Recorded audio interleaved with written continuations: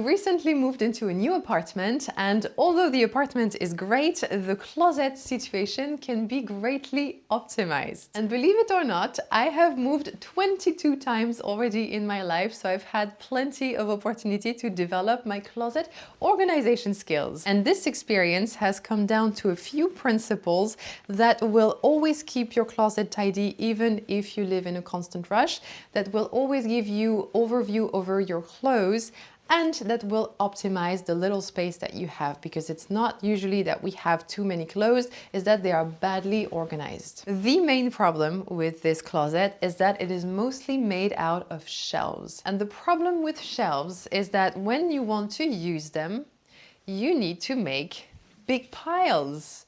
And those piles, not only do they fall, because clothes are just different, when you want to take something, you need to lift a whole part of your clothes, grab whatever you want to get, and put it back without making a mess. So let's just say that when you're in a rush, it's just impossible. And the weight of the clothes onto another actually applies quite a lot of pressure on the fabric. And so your clothes are more likely to wrinkle, even though you might have ironed them. Also, if I want to see what's at the back, I need to go on my tippy toes, and let's say that I can just grab whatever is on top right there. So all the clothes that are at the back, I forget, I don't wear, and they take space in my closet for no reason. And of course, I can't see what I have, so I feel like I don't have anything to wear, because it's impossible for me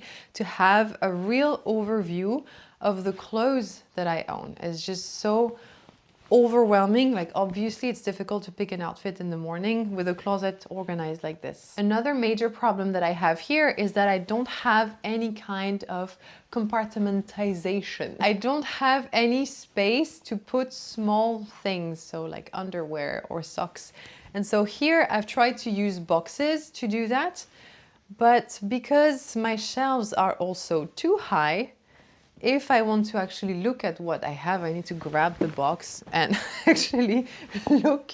And it's very uncomfortable, impractical, and it's very difficult to keep things tidy. And these higher shelves are just completely useless, because even though I'm tall, if I want to grab whatever, it's very difficult. So I'm not going to do it on the daily. I'm not going to put here anything that I use, and that's going to encourage me to store things and not look at them. So that's how you get a very crowded space with a lot of stuff that you don't use. So ideally in my closet, I should be able to use every single space. And that's what I'm going to show you. And so what usually happens when you have a bad shelf situation like this is that you're going to overuse the hanging part of your closet, because that's the best way to not wrinkle your clothes, to have a better overview, and to tidy them quite easily.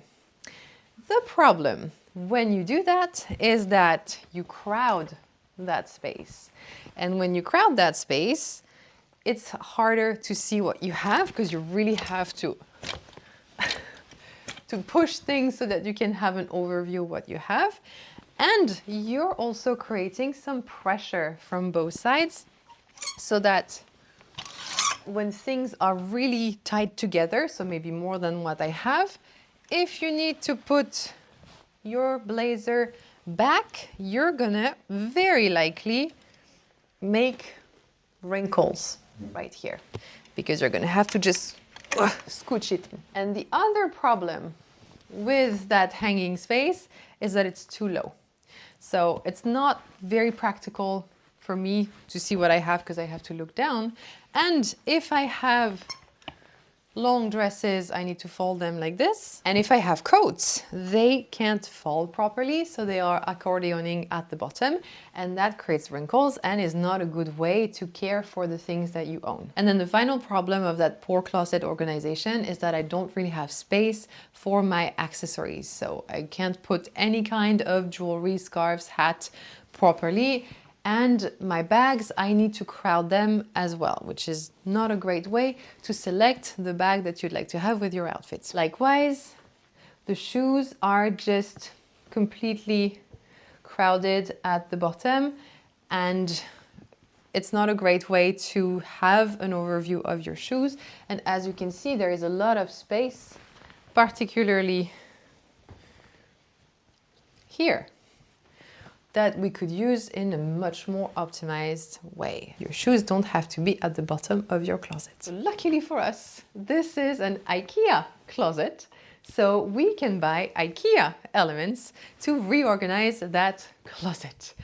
And so that's what we're gonna do. Let's get to designing. What I know for sure is that I want to have 2 sets of drawers, one for myself and one for Ademir. So we have the same storage each, and then I guess we're going to be able to fit 3, 4. Need to make sure of that. Let's say 3, 4 here, and some hanging space at the top. Okay, so that is for sure, because that's what I've always done, and I know that this works.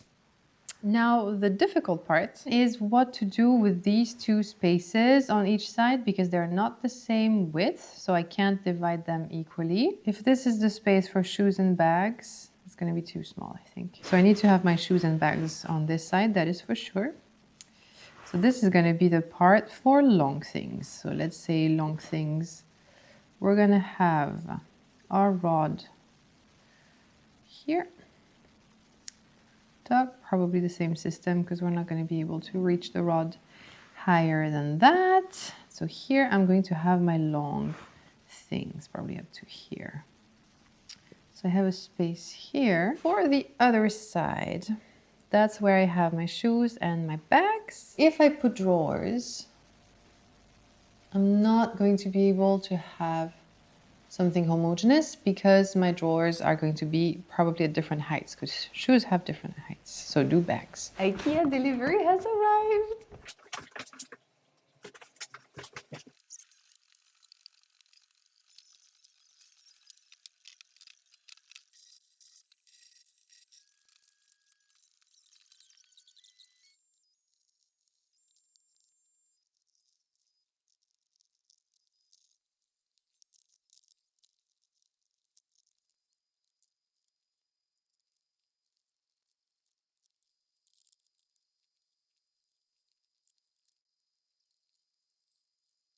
Bienvenue to our new closet. Same space, different layout, and as you can see, now it breathes. We can see everything that we have, and we have so much more space available. And the main difference compared to what we had before is that now, instead of having to go all the way at the back of the closet to grab things, we can actually bring them to us. And that is the main thing that makes this closet so easy to use. It's those drawers. I don't know if you remember, I think maybe 10 years ago, Marie Kondo was very big on the internet, and she is the one who came up, or at least made this idea popular, to have drawers. And I started using it then, this system, and it has completely transformed how I use my closet. Drawers are just absolutely amazing, because you have a complete overview of what you have. The fact that your clothes are folded vertically doesn't apply pressure on them. And then when you take one out, it doesn't move the other ones. And so it's very easy to put back as well. And that's how your closet stays organized. The folding technique to fold your clothes vertically is a little bit different. It's not very complicated.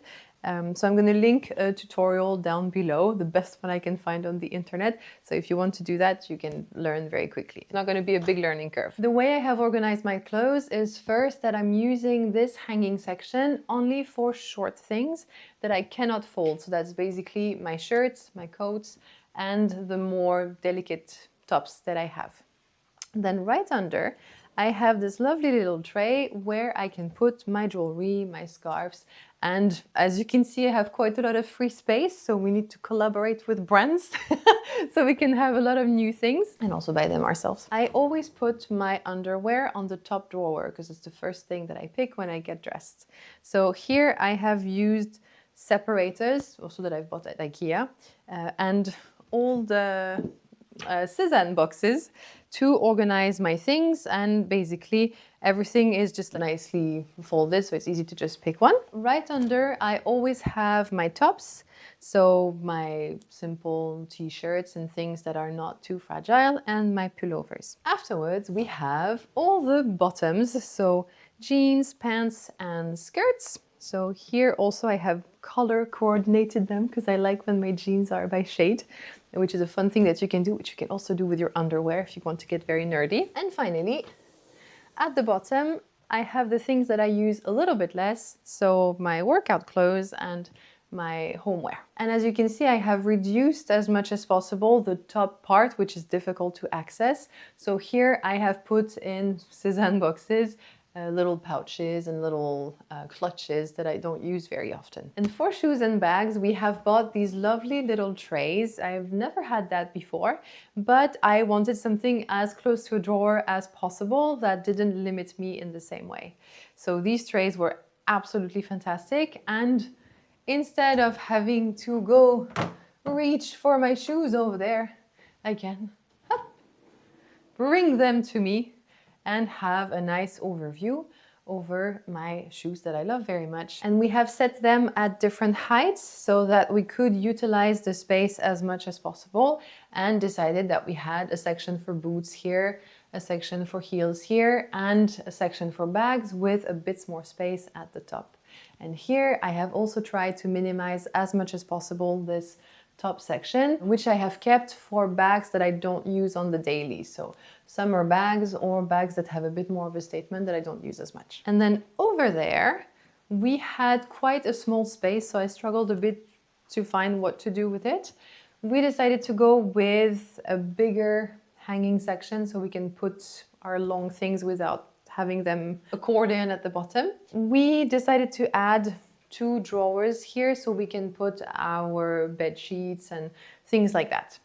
And something that I learned from Marie Kondo that really helps having a beautiful organized closet that is nice to the eye is to tidy your clothes by length, so that it goes in like one diagonal line and not do. And so to keep that organized, when I put my clothes back, I don't put them just randomly wherever, and because then it's really ugly. I always pay attention enough. It's not, doesn't have to be perfect, but pay attention so I can keep that nice line that is just a gift to myself when I open my closet to pick my clothes. So with a few tweaks, we went from a closet that looked really overflowing and not welcoming at all, difficult to use and to know what you had and care for your clothes, to a closet that is extremely easy and intuitive to use. And we only spent 642 euros to build that closet. And you can do this in an even more budget-friendly way, which is what we did in our apartment back in Norway, by buying dressers from the Malm series in IKEA and some rods, the Mule rods. And with that setup, you can have something really good for less than 300 euros. And you're gonna have the same very comfortable, very easy to use setup as we have right here. If there is one thing that Suki and myself would like you to remember, is that shelves are the death of an organized closet, and that drawers will make everything easier and better. So thank you for spending this time with us. If you enjoyed what you saw, you're more than welcome to subscribe. And in any case, I will see you very happily in the next one. À bientôt! Say bye, Suki. Say bye. Bye!